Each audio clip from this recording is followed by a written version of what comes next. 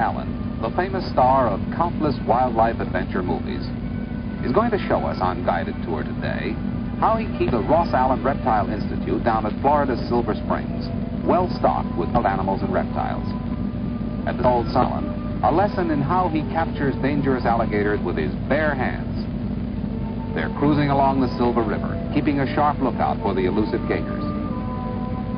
Ross has spotted a big 8-foot alligator in the water, and over the side, one snap of a gator's massive jaws, or even a well-directed flip of its heavy tail, is enough to kill a man. And is one of the few men in the world who dare play right in their own element. Not many men would come to grips, unarmed and underwater, with a 200-pound monster like this one. Ross has had lots of experience, though, and he's never yet lost a fight with an alligator. As he puts it, you only lose a contest with them once, and he's learned never to underestimate the strength and speed of the big gators. Ross is beginning to get this monster under control, and in just a few seconds he'll have another fascinating exhibit for the Ross Allen Reptile Institute. The wildlife expert travels all over the world to capture the animals he has on display at Florida's Silver Springs, but he stalks many of them in the Florida swamps and jungles, too.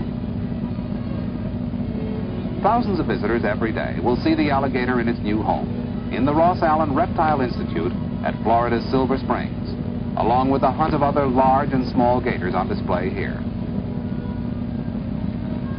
The Ross Allen Reptile Institute is a fascinating attraction, and the only one of its kind and size in the world. Let's follow these visitors on their tour of a real Seminole Indian village, right on the grounds of the Institute. These Seminoles, native to Florida, left the Everglades in 1935 to make their home at Florida's Silver Springs, living, working, and playing just as their people have for centuries. Even their colorful costumes, handmade by the women of the tribe, remain unchanged. The Seminole women in the Indian village at Ross Allen's Reptile Institute are colorfully costumed, and they enjoy posing for visitors' cameras. Many of their intricate dresses are made up of more than 2,000 pieces of cloth, and the long-skirted garments are ideally suited to the Florida jungles in which they live. The women busy themselves with cooking, weaving, sewing, and doll-making in the typical Seminole huts which are open for visitors' inspection. Grinding corn with a mortar and pestle is hard work, but the young girls of the tribe learn to perform this chore and many others at an early age. Cornmeal is one of the staples of the Seminole diet, and the Indians have milled their grain in this primitive fashion for centuries. Francis Osceola is one of the residents of the Indian village at Ross Allen's Reptile Institute. Here he demonstrates, as he does for visitors to the village, how the Indians wrestle and subdue alligators deep in the Everglades. Once the alligator is wrestled onto its back, it can actually be lulled to sleep by gentle strokes on its stomach. It takes only a few sharp grunts and a gentle poke to bring the gator completely back to its senses, full of fight and ready to go. The littlest Seminole in the village is a 5-day-old infant, posing here with his mother, Alice Osceola, and Ross Allen. Ross is more accustomed to handling wild animals and fighting reptiles than fragile bundles like this, but he's doing his best. One of the lecturers at Ross Allen's Reptile Institute seems to be having some trouble with a heckler audience as he attempts to describe the fine points of a boa constrictor. Well, there's only one way to handle a situation like this, and that is to make the heckler a part of the act. 17-year-old Linda Kennedy, a University of Georgia student, goes along with the gag and tries the boa constrictor on for size. That'll teach her to interfere with a reptile lecture. The Institute, believe it or not, does a brisk trade in selling snakes of all kinds and sizes to visitors. This prospective customer, carefully watched by his sister, is looking over everything available before making a decision. It was a difficult choice for a true reptile fancier, but the youngster finally decided on the eastern hog-nosed snake and rejected the indigo snake. It's hard to tell whether his selection meets with his sister's approval or not, but it's easy to see the Reptile Institute has one more satisfied customer.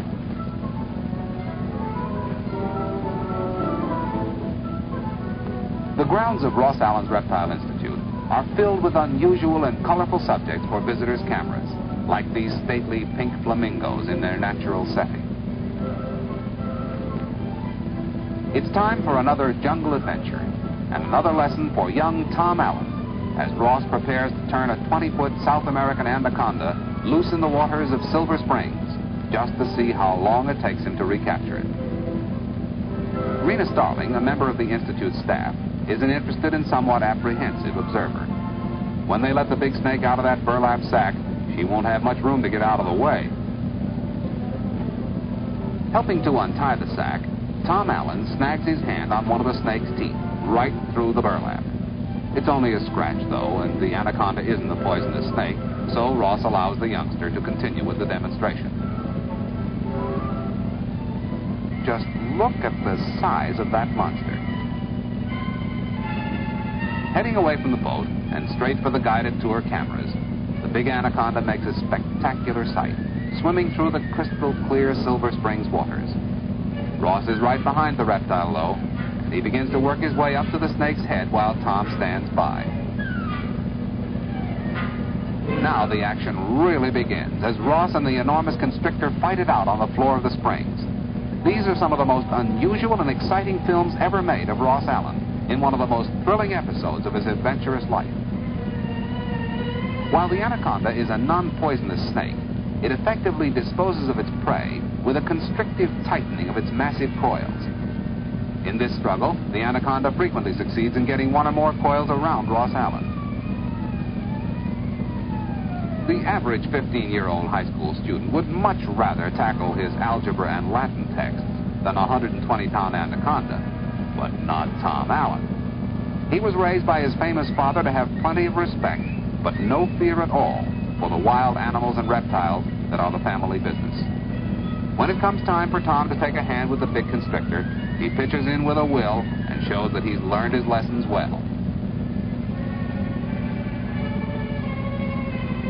When it begins to look as though things may be getting out of hand, with the anaconda securing 2 coils around Tom's legs, Ross swims into the rescue.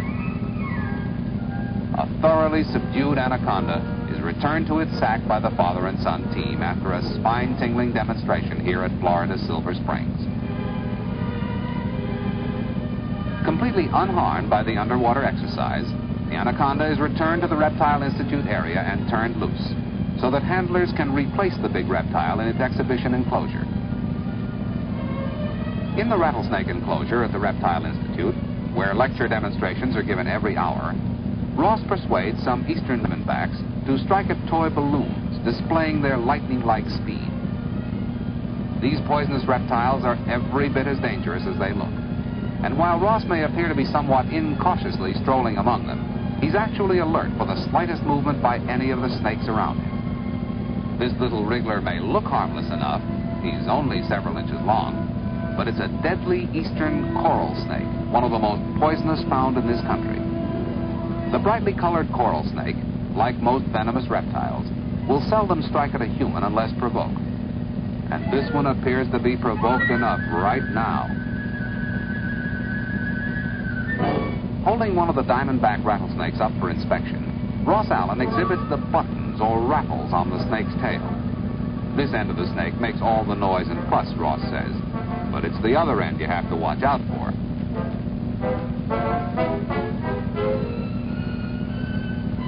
The gokey boots worn by Ross Allen and other lecturers at his Reptile Institute are tough enough to deflect the fangs of a striking rattlesnake, and they extend above the usual height to which a rattler will reach. Here in slow motion, Ross tempts some of the reptiles into striking at his boot. Even the slow-motion camera, though, can't take all the speed out of a fast-moving rattlesnake's action.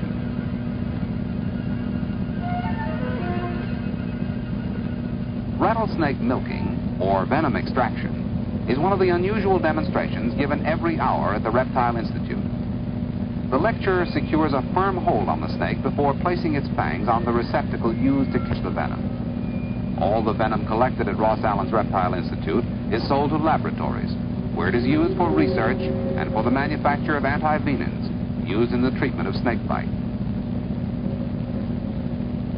A visit to Ross Allen's Reptile Institute at Florida's Silver Springs is an exciting adventure can be enjoyed from the safe side of protective enclosures, while Ross Allen and his staff provide added thrills as they move expertly about among the deadly exhibits.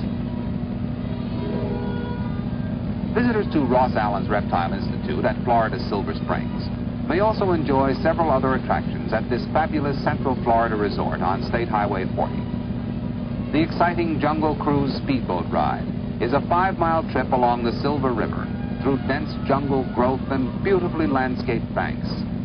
Climaxing the ride is a visit with a colony of wild monkeys introduced into the Florida jungle as an experiment many years ago.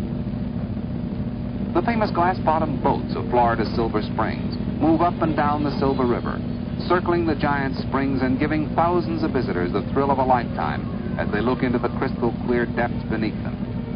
Schools of catfish and other varieties of marine life are seen, as well as the remains of prehistoric mastodons, sunken gardens, and weird underwater phenomena.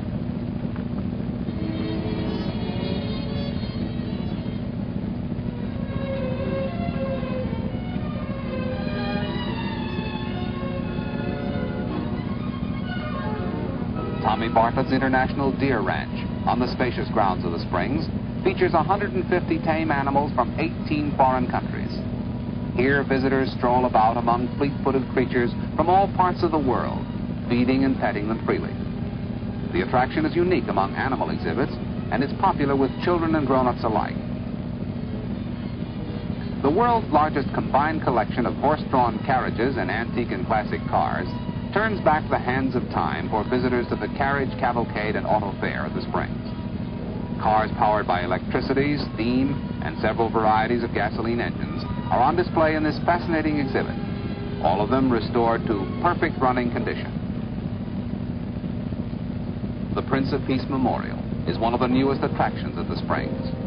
The series of beautifully hand-carved scenes in 3 dimensions and natural color, representing the life work of sculptor-artist Paul Cunningham, depicts the life of Christ.